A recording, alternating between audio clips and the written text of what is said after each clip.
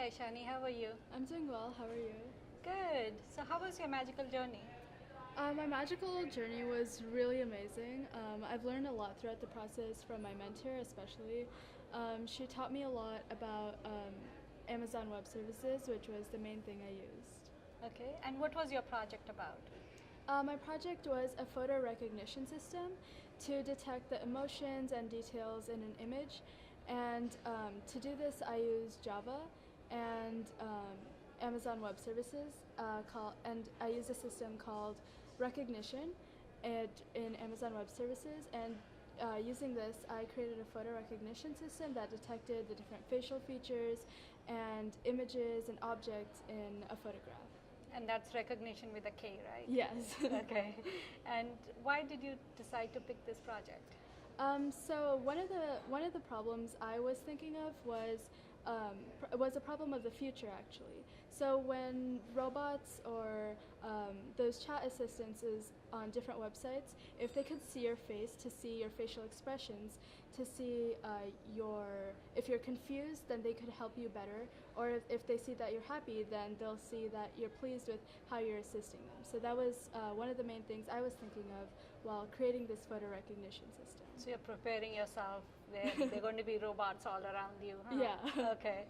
So I heard that you lost all your code 2 weeks before the final presentation. Yeah, How did you feel about actually, that? I lost it last week, and I was really frustrated because I'd spent so much time on that, and but it actually kind of helped me a lot because I got to learn the code inside and out. So I knew all the different features of not only my code, but also of Eclipse, the IDE I was using. We went through all the different errors and files that it could have been through. And the main problem was actually finding the backend files that I had to download to actually have the program work. So it's kind of frustrating, but it was kind of important also because then I could learn what I could do in a real world application in case that happens. And what did you learn out of that process of just having everything go away? I learned that I should definitely have backup files, and that's the main thing I learned. Backup, backup, backup. Yeah. Yes, your mantra, right? Okay. So, what were some of the challenges besides losing your code that you faced during the project? The main challenge I faced other than that was that Amazon Web Services, it's a pretty public platform, so I had to download a lot of different files to run back end so that my code would actually work. So using this, the main problem I had was to resolve all the errors that were caused because I didn't have those back-end files. So I had to go through each error and try to find the file through online repositories, and that was the main problem that I faced. And what was the most fun part?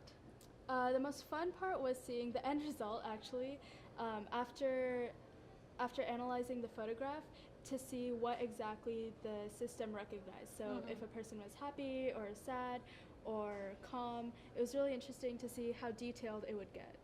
Okay. And what's next in your STEM journey? So I'm actually planning to extend this, my project, so it would be more accurate because some things were not as accurate as I wanted them to.